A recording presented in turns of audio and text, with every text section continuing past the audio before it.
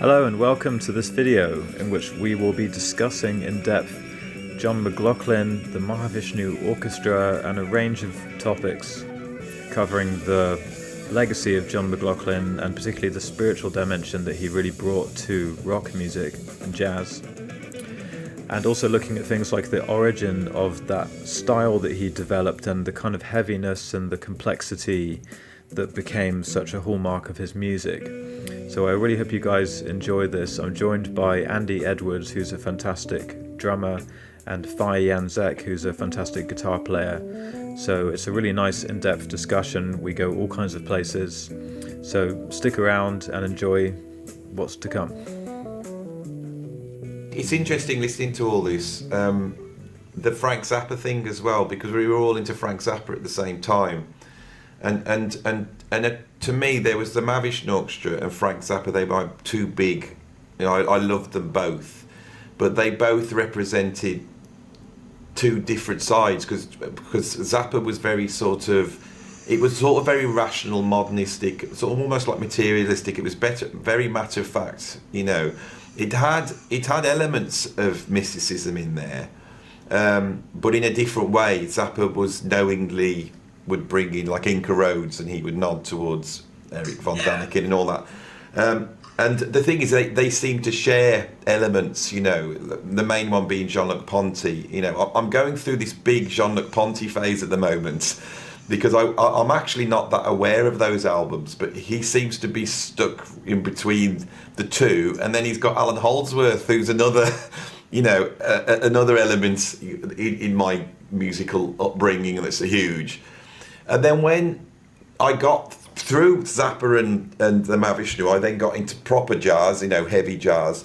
And then you had the same thing, you had Miles Davis and John Coltrane, and I felt the same sort of things that I heard with Zappa, I heard with Miles, and like the way that he would structure the music and how he used improvisation and the sort of methodologies of Miles and Zappa. Really interested in, but this spiritual thing that was in Coltrane's music, I recognised it with the Love Supreme and My Favourite Things and Meditations. Those albums really resonated as well, you know. And Coltrane has a heaviness that all other jazz doesn't seem to have, and it's a heaviness that this is the thing that's really hard to describe. It's very deep. It's a very deep spiritual thing, and I think hearing us all talk, it's almost so we were looking for that, and it's that almost creates a sort of weird synchronicity, doesn't it? And I've always wondered with McLaughlin, I think his music is really dependent on the musicians that are in the band. So the Mahavishnu Orchestra is really a product of the musicians that are in the band. Some of them who weren't spiritual. And I think the actual sound, when you listen to what I call the Mahavishnu legacy, which would be like the Billy Combs Spectrum, the Jean-Luc Ponty albums and the Jan Hammer albums, when you listen to those, you can hear that spirit actually is carried on as much in their music, and in some cases more. But I think the genius of McLaughlin is to pull that together. He had a vision, I think. And I think this is why the band was so successful. This is the really ironic bit, isn't it? Is that he had a band selling millions, you know, that was in the sort of mainstream charts, that they were selling out 10,000-seater venues. It sounds like a myth. It sounds like that shouldn't have existed, but it did, you know. And, you know, I was chatting to my students the other day, and they were talking about animals as leaders and said, you know, what do you think of animals as leaders? So they're great musicians, I like them, and but it doesn't have that spirit. And they said, what do you mean? So I put on a live version of Awakening, you know, and they all said, they went, oh my God, and they went, oh, I know exactly what you mean. I know. These are just kids. Everyone can recognise it. They were like, oh my God, this is the heaviest thing that you could ever hear. You know, it's a heaviness. I think heavy metal has it as well. There's a dark heaviness to it, you know. What's interesting is that the journeys we've all been on because of that, which are all sort of interconnected, but are all slightly different, aren't they? You know, I ended up the only other band that had that sound for me was King Crimson.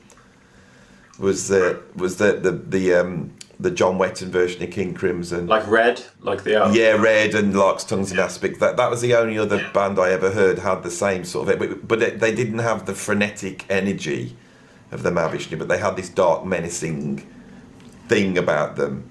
And it was through them that I ended up, becoming sort of really interested in Gurdjieff. And that was sort of my spiritual journey was through that, but it's and that's morphed into what I am now, which is I'm not a follower of Gurdjieff. I'm not, we had this conversation the other day. I've ended up not spiritual at all, really, in my beliefs. It's become an aesthetic thing for me.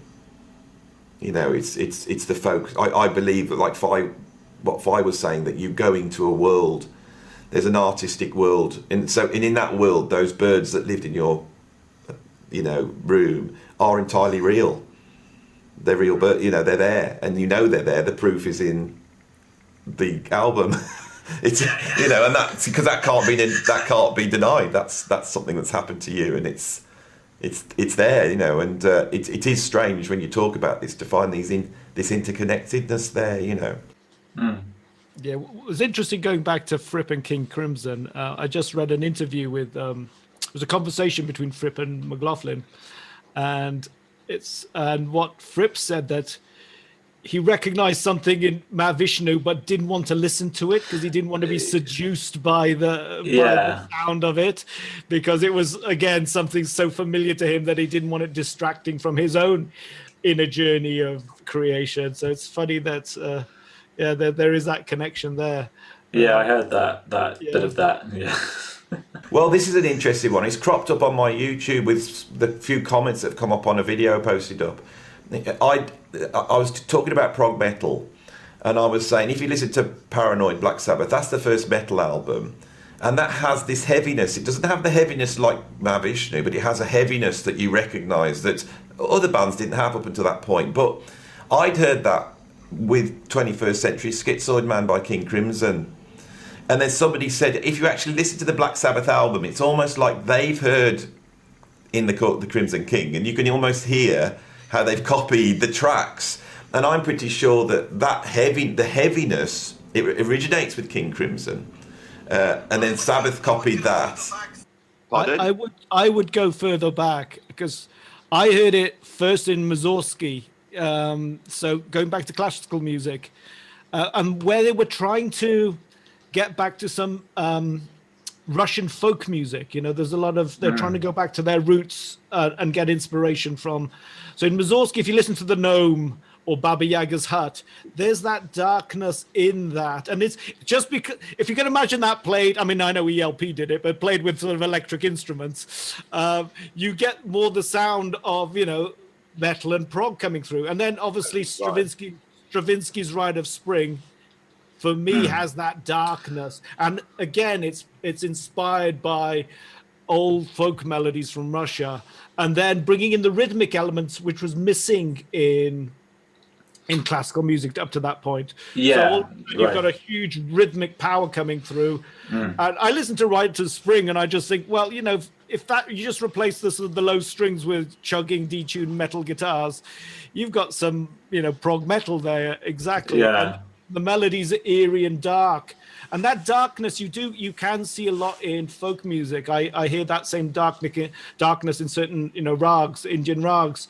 because you're emphasizing certain tones which you don't get so much in traditional Western music. You get the flat twos, you're getting the flat fives or sharp fours. You get then you're also getting those in between notes as well that sort of give a certain contour. And so some Indian music can be very intense and dark because it's modal, and those notes are emphasized a lot in the rags. Yeah, I mean, what makes me think of connecting this more to classical music, of the 20th century classical music.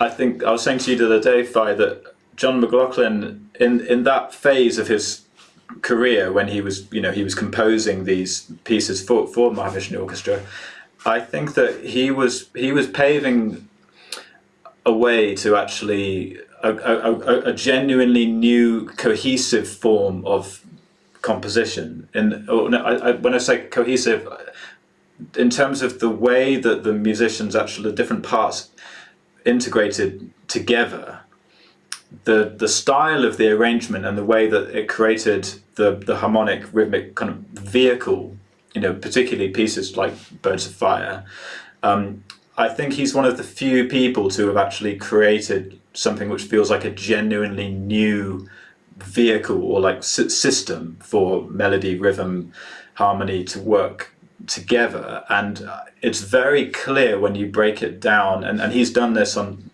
he talked about it on that Gateway to Rhythm tuition video that he did when he was studying South Indian music, and he was learning about just ways that you can break up different rhythms. So if you've got a cycle of 12, you can do it in threes, or you can do two threes and a 4 and a 2. It doesn't really matter the maths of it, but just the idea of blocking up things into 2s and 3s and 4s, and the way that he took that so literally and then just applied it to the arpeggios, and then started to use the different altered modes with these arpeggios. So the arpeggio was creating that sense of a different of a mode, altered mode, but it had that harmonic role, and it propelled the music forward rhythmically. And then the way the other instruments worked on that, and the way he would come up with the melody, the kind of counter melodies on the top, because the arpeggio is already giving you a sense of melody, especially in the way that he did it, because of the groupings. They have a strong melodic drive to the arpeggio. So you've got these different musical, because it's always just melody, harmony, rhythm, but it's kind of, he's managing to kind of like stack them up in such a way that's very powerful. And then the way that the melodies would come in over the top seem to be like completely different, coming from a totally different place, rhythmically, but harmonically as well. Like playing in, suddenly he's playing in what looks like a completely different scale over what the chords might have suggested. So you've got this polytonal quality. So all these different things, because different. I mean, I love Zappa. Don't get me wrong, but sometimes if I compare them as composers, a lot of the stuff that, I know that Zappa went on to do some really hefty orchestral work that I've yet to fully explore actually in its depth. But I think that a lot of Zappa's stuff, he used very unusual elements of music, like the nested tuplets and the kind of different ratios of like fast things against slow things, and very, very interesting palettes.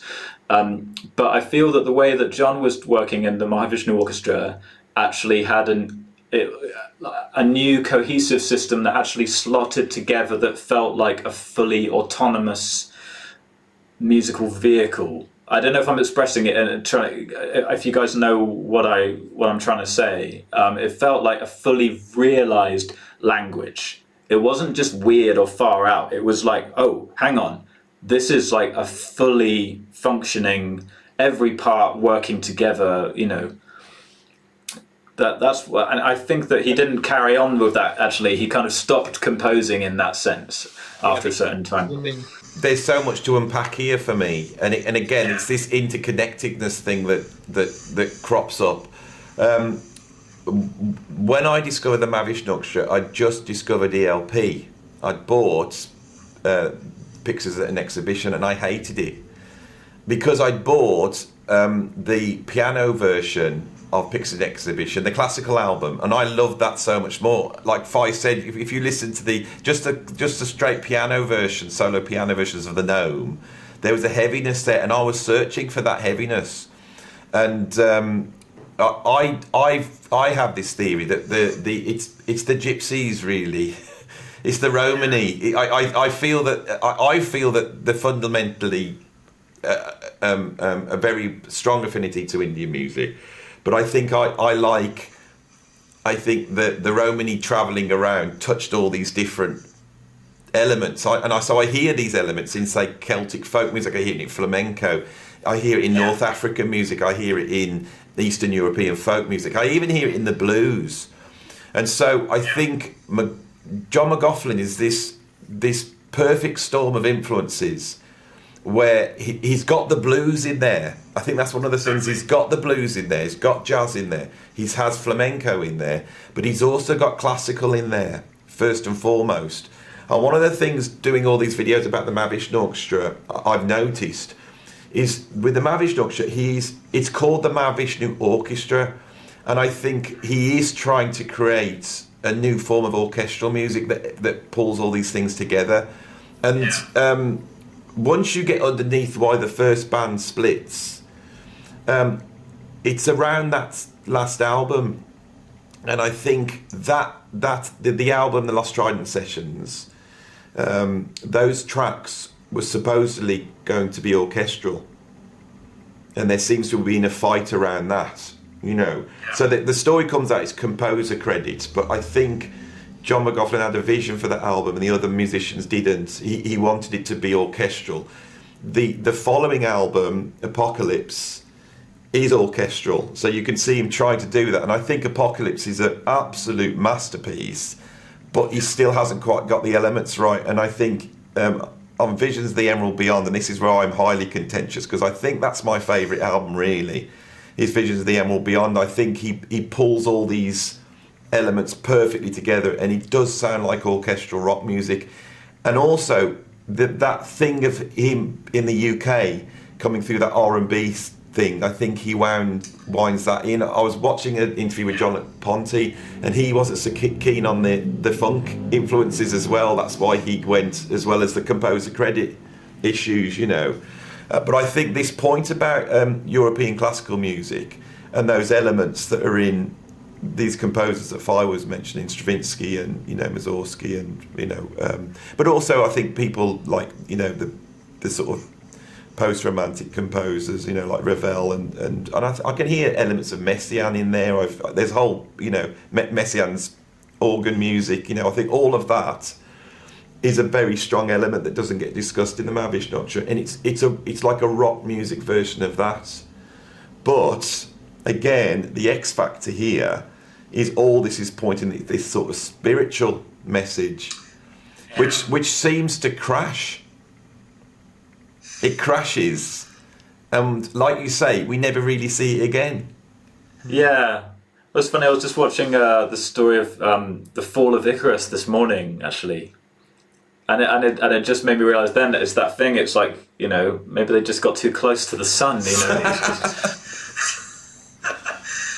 Yeah, there's Shakti. How do we all feel about Shakti? Because well, that's what I've done. That's what I'm doing now. I feel that Shakti is on the same level as the Mahavishnu Orchestra, but it's like it's a retreat for him. I feel there's a big crash when you listen to Inner Worlds, which is brilliantly titled. There's hardly any. I don't think there's any John McLaughlin compositions on there. I think the ones credited to him are jams. And it's all Narada Michael Walden compositions, and it's not a Mahavishnu album. And then he the only composition on that is Lotus Feet, which is obviously a Shakti composition. Yeah. And Shakti is incredible, but it does have that heaviness, but it's like as though he's gone like this, And then after that, I love all the McLaughlin stuff, but I never hear it again. You hear flashes on Electric Guitarist, maybe on Electric Dreams, the one Truth Band, and then after those two albums, it seems to have gone and never returned that Mahavishnu sound. Yeah, you don't hear it again, and that's just probably where my interest leaves. In terms of, I mean, as a player, it continues, but as a composer, and in terms of the actual music that inspires me. Is yes, that sound. Maybe it is the Icarus factor, and it just got too close to the sun and burnt out. I think there's a lot of pressures there that we maybe don't realize, would have been apparent. I mean, from being a niche jazz guitarist to becoming this sort of all of a sudden, I mean, how big the Mahavishnu were, selling out stadiums and doing these massive tours and selling millions. And all of a sudden you're put in the spotlight in the same way that before he was a sideman to a certain extent. I mean, he'd done his own solo albums, but, he was part of the Miles band or something, or part of Graham Bond or whatever. So this is the first time he's stepping out into the forefront with a vision, with a look. I mean, when you look at those early videos and the look of them and the energy, and with such a radical departure from what came before, there's a lot of attention focused on you. I can understand that. There's, obviously what John McLaughlin said about his needing to meditate, and because there's a lot of with that attention comes a lot of potential ways of moving you out of your center, or inflating the ego, making it about personalities. And there was some intense personalities in Mahavishnu Orchestra. I mean, all that conflict, just with all that energy and all that sort of creative energy, we saw it sort of falling apart, and all these fights that stories of fights that we hear going on, and it is you're trying to fit into a framework of who's the composer. Because, the music business wants a composer so that they can distribute royalties and all the rest of it. But in a sense, you can understand everyone's a composer in the Mahavishnu Orchestra. And yet also there's John McLaughlin's vision of being the traditional composer as well. And how do we sort that out? Because all of a sudden, it's not the same when you sort of start taking away, without Jan Hammer, without Billy Cobham. I mean, yes, I know Narada did a great job at sort of, filling those shoes, but there's a certain energy in that original lineup that created the sound that's not the same in other albums. Especially by the time we get to Inner Worlds, it's, where is that sound gone? So, it brings up that question is like, well, everyone contributes to the music in a way. Are they also composers on some level? Even though they might not have come up with the chord progression or the melody in the sense, they did come up with elements of the music. And there's a big conflict in the music industry that, all the traditional way we sort of, assign rights and all the rest of it. And that's a whole other story of how do we ascribe that? And Mahavishnu Orchestra, that was one of the main conflicts that, not the only one, but that was one of the main conflicts. And then John McLaughlin being on one level, being accused of being a dictator, but at the same time trying to keep a vision together.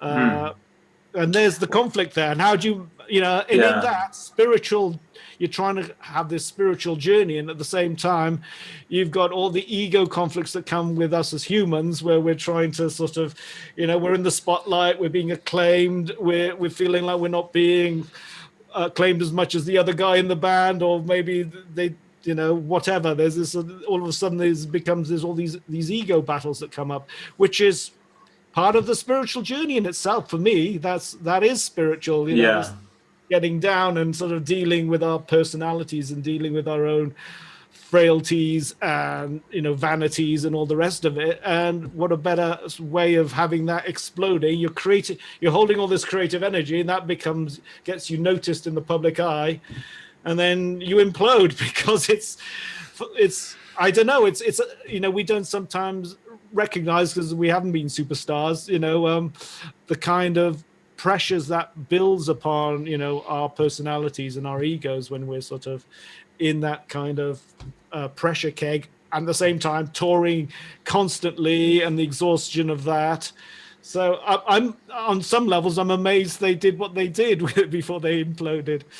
I mean, I think that there's a lot of things that you've said there that just make so much sense. The couple of things that just occur to me straight away are that one of the first things that I think one of the tutors said to us when I went to music college, he said, when you're forming bands, it's often the person who works the hardest ends up getting the most, hated by other people in the band. The guy that's there, like, trying to push it forward, people end up like getting annoyed with those people somehow, or they feel that they're taking all of the credit, and or just the people that are actually really working very hard end up rubbing against the other people, because they're not just there passive, they're really trying to push things forward, and you do come up against people's boundaries. And so that's very true. And also, I mean, it's like you said about all the members of the band. It's like in a way it would be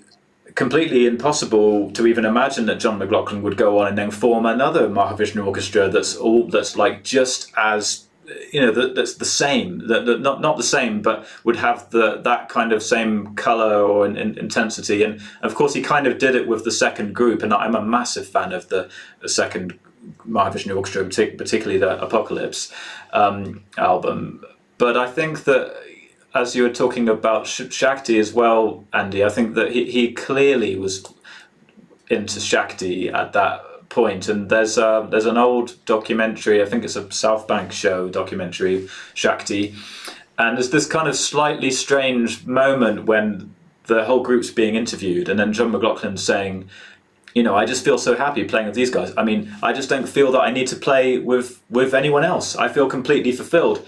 And it's almost like the guys are around looking, well, it almost seems like a slightly out of context thing to say. It's almost a bit like, you know, if you asked a couple, yeah, how are you doing? Oh yeah, I'm great. I've got no need to date anyone else, actually. I'm really happy with my girlfriend. It's like, okay, you don't need to say that. You know, if you're just here, you're in this band. But it's almost like you felt the need to state, like, I'm in Shakti. I don't need anything else right now. I'm doing Shakti. And this is, you know, and it was very, they said in the beginning, it was kind of low key, you know, doing churches or playing at high schools, or, you know, they didn't have the big, or doing big stadiums, you know, but he was so deep into that band, you know, and the things that he played. And I think that for me, that's what pushed me much more into Indian classical music as a really strong direction, because I had a fusion group that was very, very Mahavishnu influenced, and all the Jimi Hendrix stuff in there. But then when I heard Shakti, I think the problem that I just wonder if John McLaughlin felt like this, because when I was in this like power trio group, it was so great, and I kind of started the ball rolling with the compositions, but then the other guys in the group also came up with ideas and ended up writing stuff that was like even better than what I was writing. Not trying to say that my stuff was particularly good or anything, but they came up with ideas that I thought, wow, like that's even more than what I could have thought of. But then I started to feel as if I couldn't do anything more sensitive in that setting. It all had to be red hot fire. You know, and the Mahavishnu Orchestra, you know, he did so well with having the more gentle side of it. But I think with Shakti, there was a whole layer of, you know, the way that they could interact together, the way they could play together, the kind of mindset that the Indian musicians have, that he couldn't really do that with the jazz guys. So I think that he had a strong feeling that he had to go that a different way, and I think that kind of broke that chain, and then he was just genuinely in a different direction. I think that internally, on molecular level, I think his cells had just arranged in a different way. Yeah, there's something that happens at the end of the Mahavishnu to him, and I think I think there is some sort of spiritual crisis, which up until that point, because this is the thing I come back to over and over again, and there's parallels to John Coltrane. You know, I recently did a video where I looked at the biggest selling albums in jazz ever, with Kind of Blue being number one. But of course, there's 2 McLaughlin albums in there, and there should be 3 because they didn't put the guitar trio in, because I didn't think they classed it as jazz. But you know, I think Birds of Fire and Love, Devotion and Surrender, which is almost like a Mahavishnu album. It definitely, it's not successful, but it's got the sound, it's got that end sound on it without a doubt. And the other ones that are in there are Coltrane albums, and I think when you go through the rest of the list, you see all the Louis Armstrong's albums, and you see, you know, things where you can understand the commercial crossover. But the Mahavishnu and Coltrane, those albums are really heavy to be multi-million selling albums.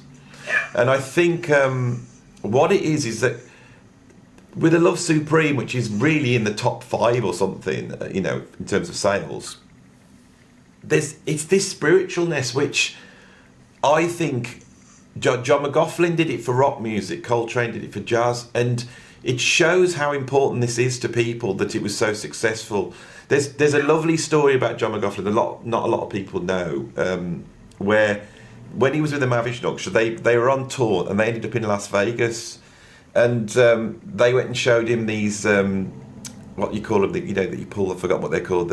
The slot machines in Las Vegas. They've got these ones where the payouts are like $10,000. You know, the top ones. So they show John McLaughlin this, and because he's all spiritual, he's not impressed with them at all. But they keep badgering him. They say, "Oh, go on, Jan. You know, try it out." So you know, to not appear bad-mannered, he ends up pulling out $1. And he sticks it in, he pulls it, and straight off hits the jackpot of $10,000, which is immensely embarrassing as they hand this money over to him. And I think he just gave it away. You know, that's the thing. I think that message that's in there, it's beyond the music. We're trying to talk about it, and we're trying to talk about the music and how it's done and how it happened. But there's something in there that reached a lot of people. Coltrane did the same thing. There's something there that reached a lot of people, and it's probably fundamentally the thing that music does. And at the moment, I'm really fascinated on how this is not valued. You know, our society, it's there, and it underpins almost like half of the things we do as human beings are underpinned by this thing, I think. You know, when you look at all human activity, you know, there's a sort of search for truth, and then there's this search for meaning, and they're two slightly different things, you know.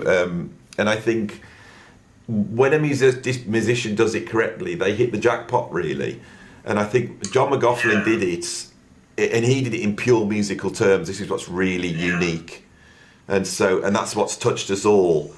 I think what we're talking about is an experience that we had that sort of unifies us, must unify so many people. I've noticed on my YouTube, it seems to have all gravitated around the Mahavishnu and John McLaughlin, and so many people are saying the same sort of comments. You know, it touches people, and I think that's the thing that's really hard to discuss of what that is, because it's not a Christian message, and I don't think it's, like we're saying, you say it's like Indian, but Shakti's far more Indian, and it's wasn't as successful. I think musically it's very successful, and it has those elements in it, but for me it doesn't have the elements that the Mahavishnu Orchestra have, which is almost like gut-wrenching for me. I when I got Birds of Fire, I was 15, 16 years old, and I think I was having almost like a breakdown. I was very anxious. I had a lot of angst wound up in me, and I couldn't express it. I couldn't express what was going on around me. You know, it was I couldn't get across to people how I felt. And I can remember putting Birds of Fire on, and when it kicked in, it was like there's a journey as the track progresses to this point, and then when John McLaughlin kicks his guitar solo in, within those notes and the way he was bending those notes, it was like an outward manifestation of how I felt inside, and it wasn't like calm spirituality. It wasn't sitting there getting blissed out listening to meditational stuff. It wasn't like that. It was a fight between that and a sort of real panicky, angry monster, you know, which the Mahavishnu have. It's not. Shakti is beautiful, and it's blissed out, isn't it? It's very. You would say that's very spiritual. You get incense out and you put it on, and it's very relaxing, and you hear it all.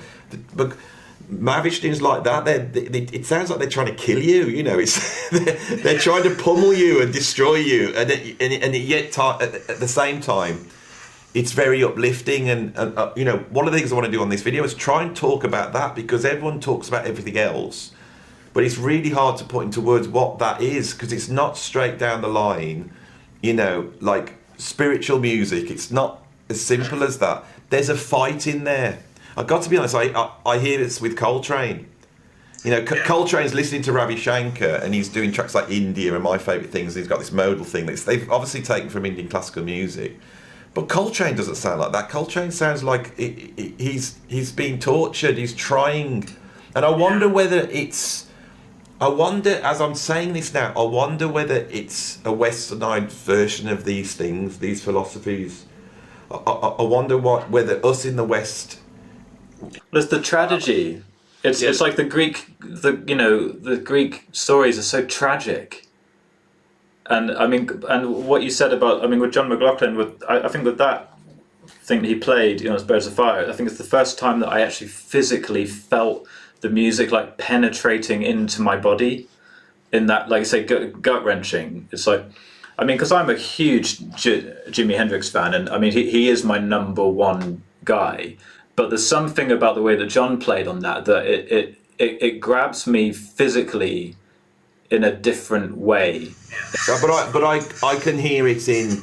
It's like the magical mix with Jerry Goodman between classical and rock that you've got with Jerry, and then Jan Hammer's a mystery to me, you know, because Jan Hammer is probably musically the most advanced member in that group, you know, like a prodigy that is, you know, classically trained, and he seems to remove himself so far from his roots with what he does on the keyboards. It's incredible.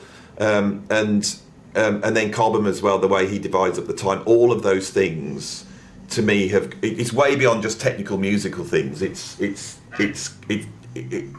a fight between two elements, and one's which is quite disturbed. A war that was going on in me, I think, and has always been there, you know, but especially when I was a teenager and I discovered the music.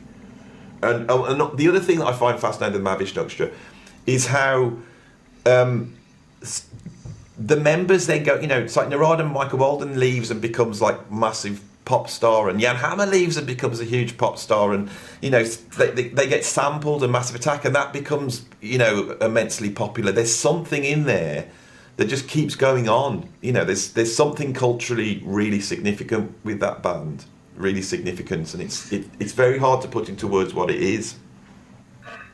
I think the whole fusion movement, the fact that, you know, Weather Report and all these other bands got to sell records like the Headhunters, was because the record companies actually put some time into those bands because of the Mahavishnu Orchestra. Okay, yeah. I know, so I think it changed the industry for a while, and the fact that, you know what Frank Zappa was able to do, what all these, you know, the healthiness of the music scene in the 70s, which all these old fusion guys talk about, you know, all the things they were able to get away with, that has its roots with the Mahavishnu, you know.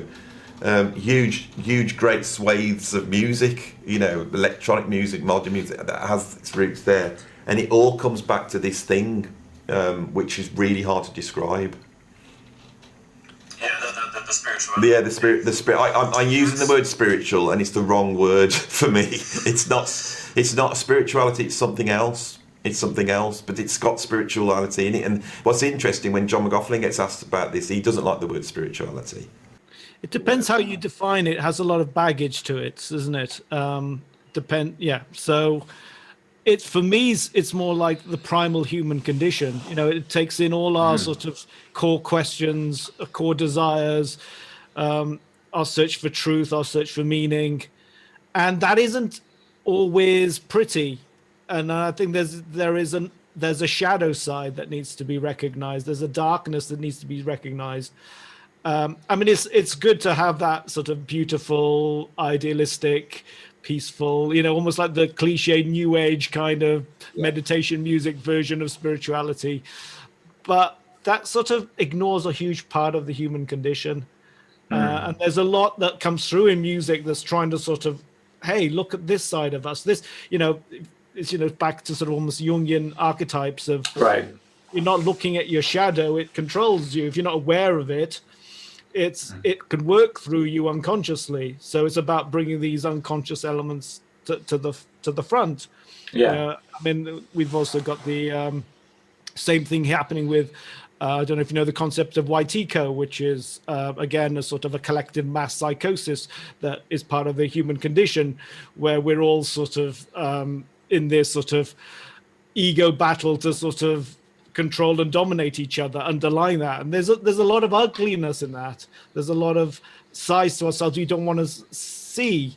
And so for me, spirituality is taking that on board, looking at that, acknowledging that's our part of ourselves. There's a potential in each of us to, act out in these ways, to behave in these ways. And if we're not aware of that, or if we disown it, it just sort of, you're not really, for me, looking at spirituality in its entirety. It's a more case of escapism then, if you're not acknowledging these things. So having this sort of angry, or at times aggressive, at times beautiful and serene, band like the Mahavishnu Orchestra, they're bringing all that to the front.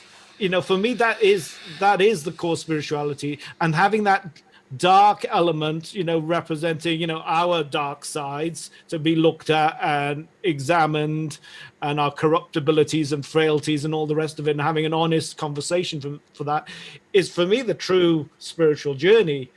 I mean, maybe spiritual is the wrong word. Maybe the true human journey. I don't know how else. I mean, we can get hung up on language, and and its associations, and what spiritual for me might mean something completely different for someone else. So it gets tied into religious traditions and different sort of colorations from there. But I mean, at the core of it is, for me, these core human questions of who are we, why are we here, and why aren't we asking that all the time? And I think part of the Mahavishnu is this sort of, it's trying to sort of, it's an energy that, for me, when I listen to it, it reflects back all that angst and yearning. It's like what Andy said. There's a lot of gut wrenching elements to that sort of go back to our emotional core. I mean, there's this sort of sides to ourselves where we feel alone and isolated, or we feel sort of like misunderstood, or we feel like we can't express ourselves, or these frustrations, or core disconnections, emotional traumas that we all carry. There's a lot there that needs to be explored. So a music that is spiritual, quote unquote, for me, would need, or needs, these elements to it. So, and maybe inadvertently, that's what the Mahavishnu were doing. I mean, it does build on the roots of Coltrane. There's a huge explosion of getting, exploring Indian music. You can, go from Coltrane to Don Ellis to people like that in the 60s, to the Beatles, bringing through some elements from there. There's also, also you can see it also going back to the roots in jazz, going back to African roots as well, coming through in jazz as well, trying to reconnect to it's almost like a quest for reconnection, whether that's a cosmic reconnection or even just an earthly reconnection, reconnection to, we're part of nature, we're part of, we're human beings connected to everything else, we're part of a universal system, we're not separate. Part of that primal energy, part of the primal energy of, I think also is the rhythmic energy of Mahavishnu, and part of that is that sort of, our heartbeat, our driving force, the drum, that the symbol of the drum going back, this, our oldest instrument going back, back to primal times, and the way that the ferocity of the drums of the Mahavishnu has that almost ceremonial quality, which is also reflected some of the album titles, in terms of they're almost like not song titles, I should say. They're almost like, each piece of music is almost like a ceremonial piece of music, a vital transformation, an awakening. They're there to sort of, it's not just listening to music as a sort of entertainment value. There's a sort of going back to how music would be back in a sort of more of a tribalistic or context, where it's music is ceremony, music is an initiation process, music is part of that sort of bonding ceremony, bringing us back.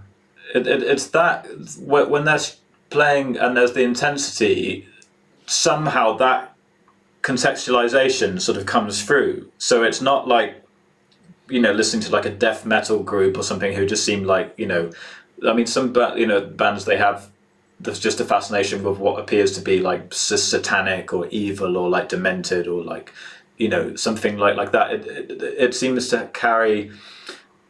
It's like it's got this ancient and futuristic quality at the same time. That like someone like Sun Ra was touching on that, wasn't he? The most ancient and the most futuristic at the same time. But I think that John McLaughlin and the Mahavishnu and John Coltrane and he had that quality that it felt like it was cutting right back to that sort of essence of the sort of like the divine sort of spark, that was there, but so it had that primordial depth to it, but at the same time it's the most forward-looking music. I think that's powerful. Yeah, I mean, when Phi said awakening and vital transformation, I think it's about transformation, and I think that's what I was looking for. I think, me personally, I didn't think that I could get to where I wanted to be in myself. That wasn't going to be that's what was going to be a messy process. That there was going to have to be some sort of initiation, and something would have to happen quite drastic. And I think when most people I think this is what brought me to Gurdjieff. I became very interested in the esoteric, and this idea that I believe it's very difficult for human beings to change. So when you recognize things in yourself that you're not happy with, you realize that it's almost impossible to change these things, and the only way for these things to change is through some sort of shock or initiation or ceremony. There's something you need to go through that you come out the other side. It's a drastic action, and I think I recognise that in the Mahavishnu. I think that's the thing that I felt that it's the same thing with Coltrane. If you put on a Coltrane track, especially the sort of late 60s, the most difficult stuff, it is really difficult. It's so easy, you can get 7 minutes into a 25-minute tune, and you've got to hold yourself there. But when you get if you keep pushing and pushing, you meet something in that music. And I think especially in Mahavishnu, especially live, it must have been like an initiation for so many people, because you hear all these stories of people would take their girlfriends and they couldn't deal with it. It was too loud and they felt sick, and yet other people are just in there through this 3-hour gig which pummels you. And I think it's about transformation. I think there's a transformationary aspect to the music. It's like an initiation. I think that's what's really interesting about it. It's the rock version of that. It is in other musics. I think for example, Bill Laswell has explored this area deeply, but not with the success of the Mahavishnu Orchestra. He just hasn't done it with that success. He hasn't been able to nail it as good as McLaughlin did. I think that's his genius. It's a perfect storm with McLaughlin. Everything's there. Hendrix is there. Hendrix is in there because Hendrix is touching on it. Especially on Band of Gypsies. I think Hendrix is touching on Machine Gun. Put that on the other day, and I was like, oh my god, it's transformation. It's you go on such a journey that you come out the other side changed. And I think we're all here because the Mahavishnu, we sort of came out the other side changed. Without that, I would probably still be listening to, Motorhead and AC/DC and playing normal drums, and I would have not ended up having the life I had. I know there was a definite shift. That the Mahavishnu was, I found what I was looking for, and my life was changed by it. So yeah, vital transformation. I think that's the key. No, it's informed how I'm, how I as a approach music as a composer. That element of initiation and that element of ceremony, there's elements of that in my music, and that's actually what drives me forward as a composer, is actually trying to break down the idea of, well, not boundaries, the idea of what we expect music to be. Something that's a process that we enter into, not just something in the background or something that's an entertainment, something that is a participatory process, a process that we engage in to transform ourselves. Because I had that, just like Andy said, I had that transformation listening to, Mahavishnu Orchestra. Profoundly transformed me, and transformed me in a way to realize, wow, music can do this to me, or music has this way of shaping me in ways. And as a composer, it's brought me to being open to that in, channeling music. It's you suddenly become even composer's the wrong word. It's almost like it's got me to the point where it's more, you receive the music, you let it through you let it. It's all about getting out the way and removing yourself, your ego, or your, wants and desires to shape and control, getting that out the way to be receptive to that spirit, and that comes through obviously very powerfully in the improvisation process, and you can see that, start, with obviously very strongly with Coltrane, and you can see John McLaughlin taking on that same spirit of intensity that Coltrane had, and being receptive. And to be there, some of those live Mahavishnu gigs, would have been amazing to sort of be part of that, just witnessing it and, being part of the process, we sort of sometimes divorce the audience from that process, but there is a feedback loop that happens there as the music gets fed to the audience and the energy from the audience feeds back to the musicians. And then there's something deeper maybe and mystical that's happening on with as we receive music and it comes through us, and we channel something, some creative spark, some creative spirituality, and maybe there is that. It's that act of creation. There's that mystery of creation. There's that deep spirituality in just how things are created. Because you can say, where did that come from? We've all experienced that as musicians, where something just comes through us, which we had no conscious intention to create, especially when we improvise, or even sometimes just being open to write music. The magic comes through that just, and it's funny that John McLaughlin says that a lot himself in a lot of interviews, isn't he? He speaks about having to learn all this stuff, to almost have the language skills to translate it, and then forgetting it all, so that you can just. I think the conclusion I've come having out of this conversation that I hadn't really been aware of before is there is this journey, and it is a human journey, and there are times where you do have to confront the shadow, you have to confront the dark side, and you can be before that and you can be after it, but it has to be confronted. And I think that's what the Mahavishnu Orchestra is, and that's why it's finite, because it's that point where he confronts that. And that thing, you said about the spirit, you're confronting the spirit really, you're confronting this otherness that we're just sat on top of. And of course the name Mahavishnu is great spirit, and all the way through that he's Mahavishnu John McLaughlin. And the thing is, back with King Crimson, it's exactly the same thing. You have Robert Fripp. If you listen to Robert Fripp's solo stuff, it's actually very ethereal, very loads of drones, very beautiful. But King Crimson's a character that they created. It's a bit like Beelzebub. It's a